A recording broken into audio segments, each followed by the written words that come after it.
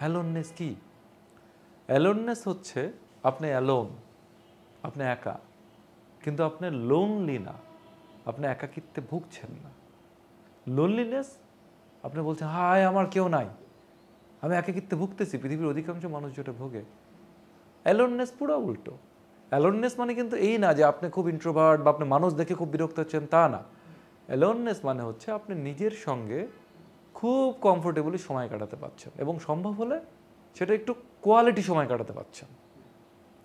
তো অ্যালোননেসকে প্রেস করে David white এক জায়গায় বলছেন, the house of the belonging নামে ওনার একটা বিখ্যাত কবিতার বই আছে। উনি বলছেন নিজেকে নিয়ে, this is the temple of my adult aloneness and I belong here.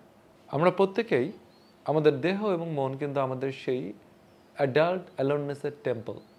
কিন্তু অ্যালোননেসকে বহন করা, ধারণ করা এবং সেটাকে উপভোগ করা মোটেও সহজ না। এটার জন্য কিন্তু আপনার একটা লম্বা ভ্রমণ, জীবন ভ্রমণ, জার্নি, উপলব্ধি, শিক্ষা থাকতেই হবে।